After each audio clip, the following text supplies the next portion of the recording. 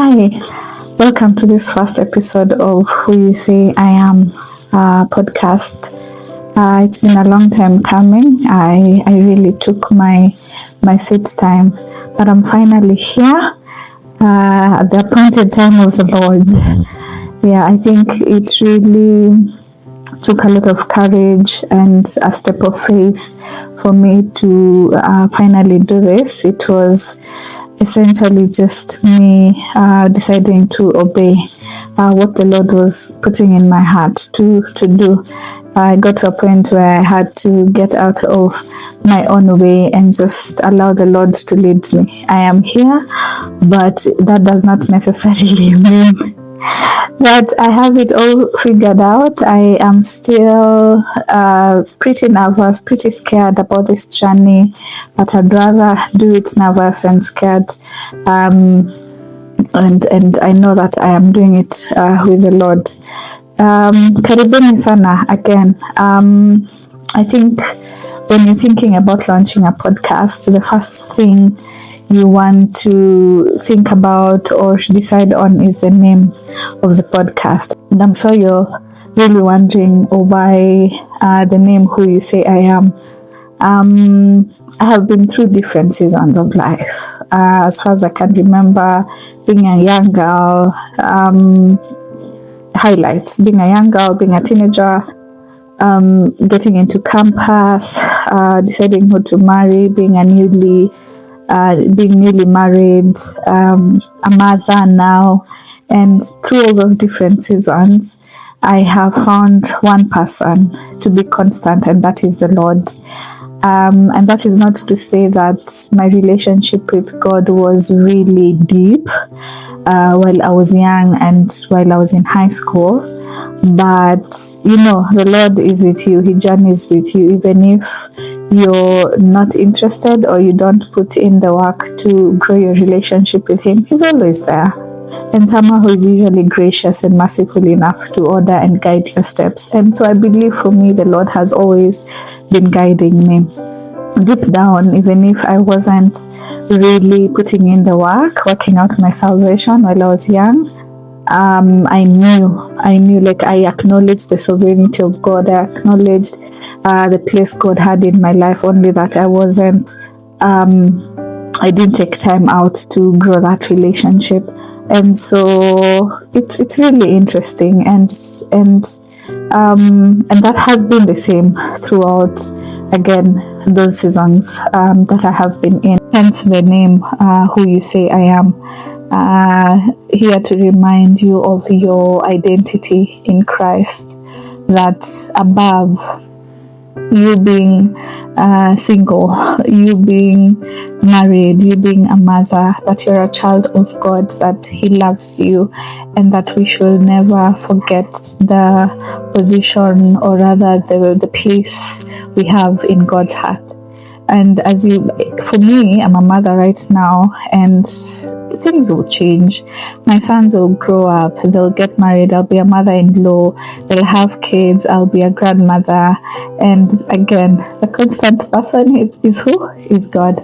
And so I feel like it would really be unfair for us to put God on the side, even as we are living our lives and things changing in our lives. And so and for me, that is the encouragement I'd like to pass across, that always have the Lord journey with you in those different seasons. Even with this podcast, the Lord is smack in the middle of it, and I will be trusting Him to lead me and to guide my speech and whatever we share on here, even the different topics. The other dilemma I think I had while trying to set this up was, where do I begin?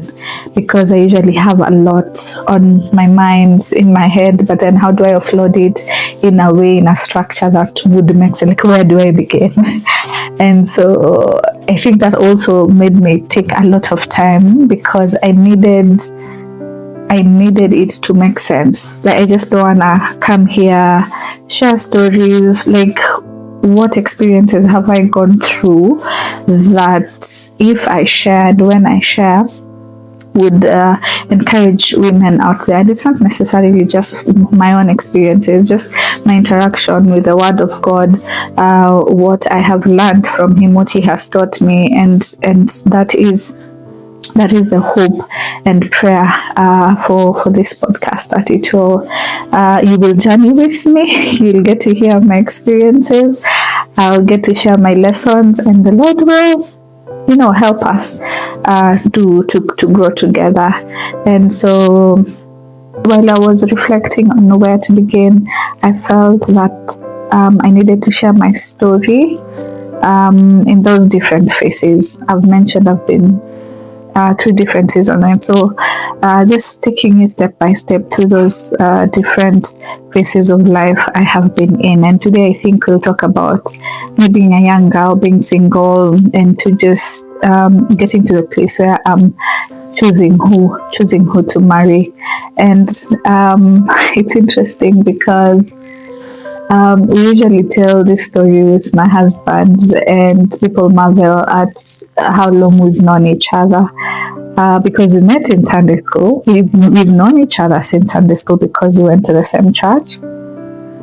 But we usually say that we really never interacted to those extents of considering each other boyfriend, girlfriend, or like we never thought beyond just us going to the same church. It never went beyond that. And so we interacted way later in campus, but before then, growing up, I was really petite. I was really petite. I hope I can insert a photo somewhere here of how I used to look like. I was really petite, and for me that really made me, I wasn't comfortable in my own skin, in my own body, and it made me, it even how I dressed was very interesting. I was never really comfortable in my own body, and of course my mom used to encourage us that there are guys out there who don't eat, who go to the gym to gain the physical body that you guys naturally have. Of course that kind of encouraged me, but it just for a couple of times. But whenever I met people or women who had my ideal type of body, I would start comparing and all that, and for me, I think that hindered me from really, I didn't love myself, and so I never really thought that someone else would be interested in me. I mean, there are better looking women out there, girls. I wasn't a woman then. There are better looking girls out there, so why would you? So I really always questioned, unaniongelesha, why are you talking to me? Like I'm not someone you should consider engaging or rather having a relationship with. And so I really struggled to allow people in because of that. And I think I hid behind, I was good academically, and for me, I concentrated on that. I'm good with academics, that's where I'm gonna focus my effort and my energy in. And so I never really allowed people to come in, or even boys my age, to really engage me more than just classwork and all that. And so it really even my personality, it really shaped even how, I'm not sure whether it really shaped my personality, but I think that not letting people in, coupled with my personality, made it very difficult for people to interact with me.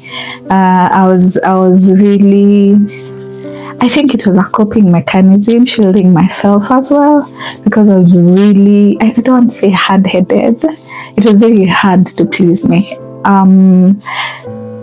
like I had so many principles, like there are things and boundaries I wouldn't cross, and I think partly that's good, but it also, again, like I said, a coping mechanism. If I'm not good in one area, I'll make sure that I thrive in another. And so that really kept people away. My personality, coupled with me generally not allowing people in. And I think that really affected how I related with even my current husband right now when we met. So fast forward to joining campus and meeting my now husband. It's interesting how the Lord can really order your steps. Because I remember we met in KU, or rather we interacted more in KU. I remember I wasn't meant to go to KU, and he would also tell you that story, that he was called to a different campus to do a different course. How he ended up in KU is just a story to tell for another day. But I also wasn't meant to join KU. The plan was to go to China, study medicine, and I had already received an admission in one of the colleges there, gotten a scholarship, but it was partial scholarship, so we had to raise money to cover for the rest of the course, and I think that's where we got stuck.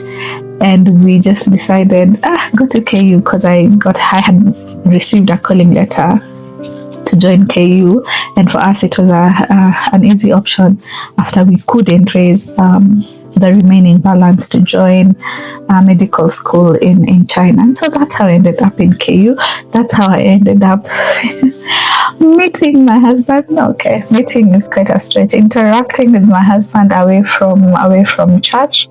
And for me it was what really tagged me, what really attracted me with my husband is how his relationship with God. And for him, surprisingly, he has always been consistent.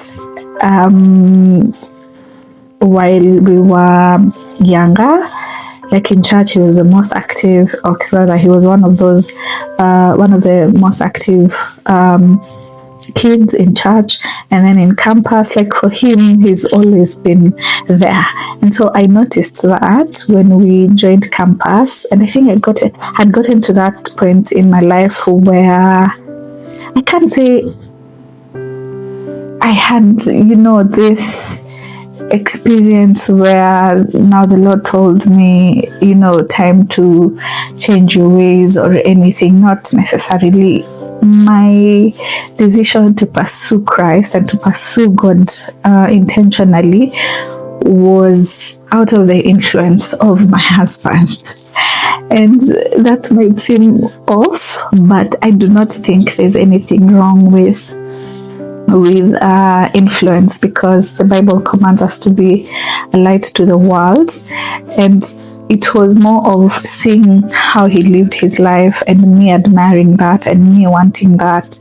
And he literally discipled me and pointed me in the right direction. And after that, I wouldn't say I started pursuing Christ because of him. He helped me, but after he, pointed me towards the right direction, it was more of, this is what I want to do. And so I kind of took up that journey personally and continued to build that relationship personally with God. And it was really amazing. And that this is happening whilst we are still kind of figuring out what are we.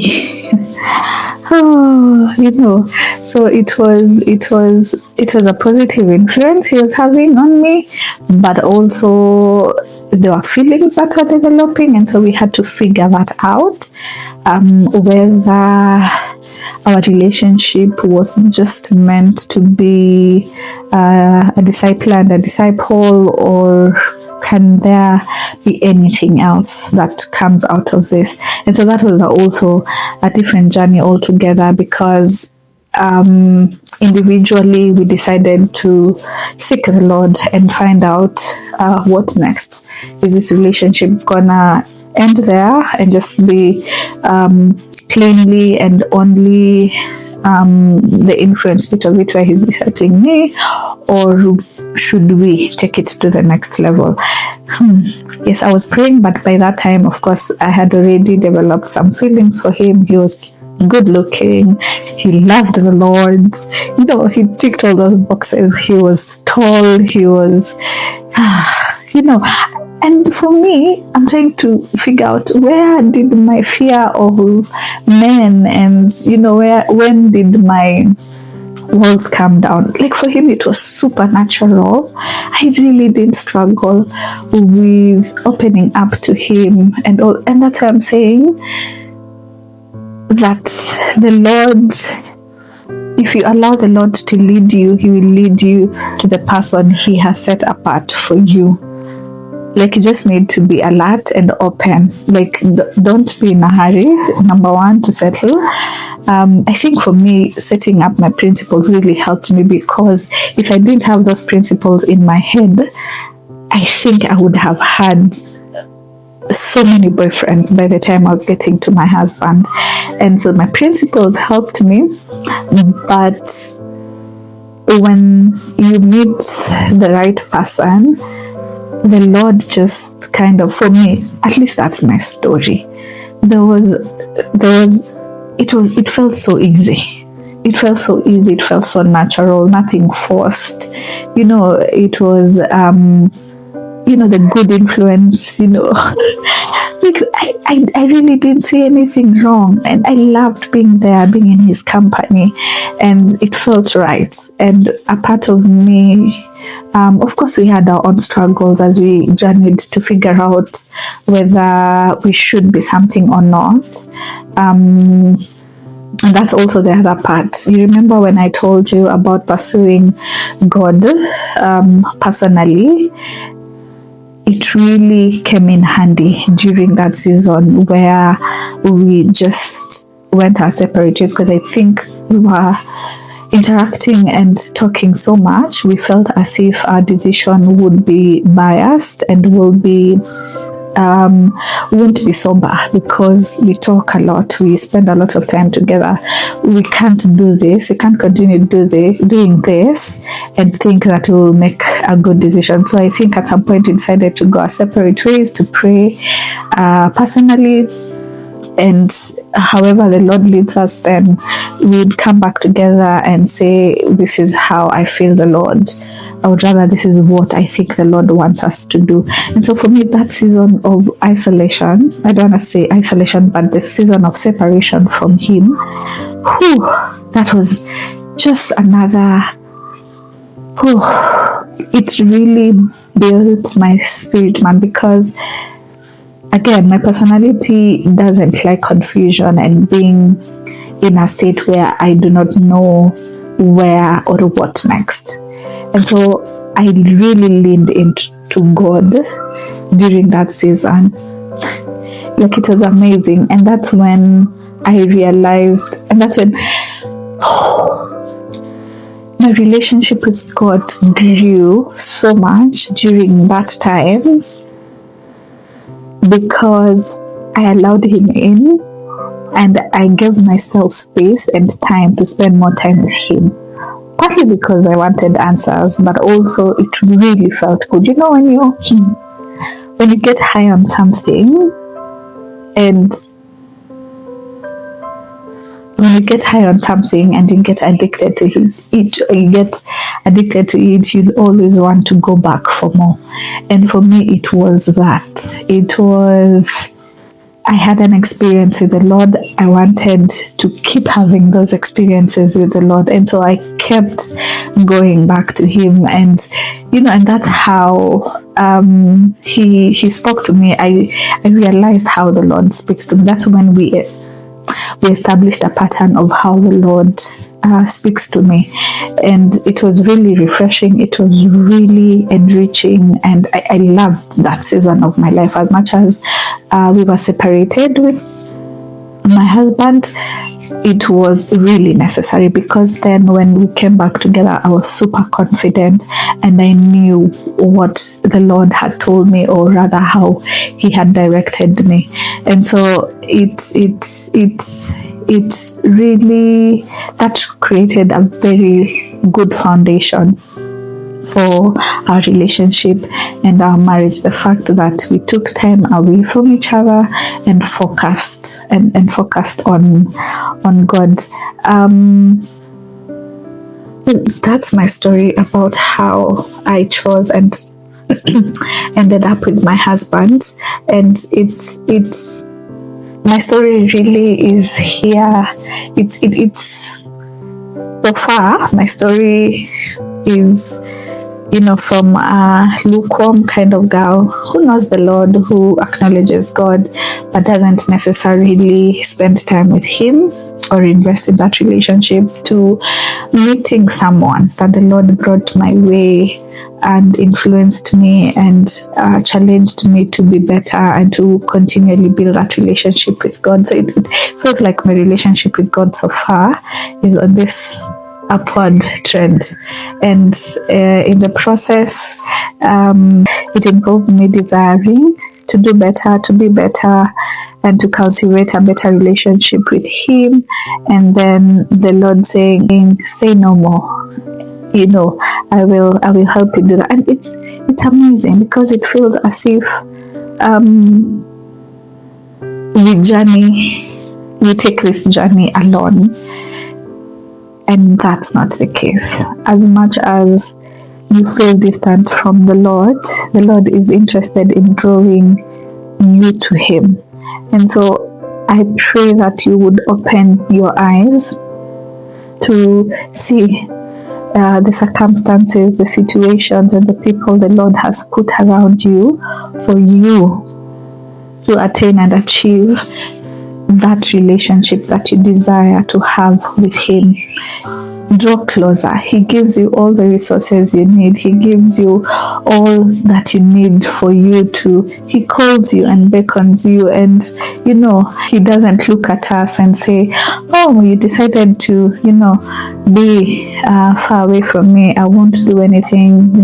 He gives us all that we need. He gives you the resources and the people that you need to draw closer to Him, because ultimately He's really interested in having a relationship with you. And for me, that was my husband. It was that season of life where I really needed that. I think for me, the takeaways that I would want you to have just by me sharing this story is: thrive in your singlehood. There are lessons that I wouldn't really ask you to pick from my story. As much as you can, keep the right company. Surround yourself with people who will challenge you to do better, to be better. And this doesn't have to be in campus like me. Even in high school, I know I had put up walls and all that, but I am sure if I had put more effort to look around, I would have seen, like my husband, like I said, my husband was consistent throughout. And I'm not saying I regret. For me, every step, or rather everything happened for a reason, and how it happened, the Lord just backed it for good.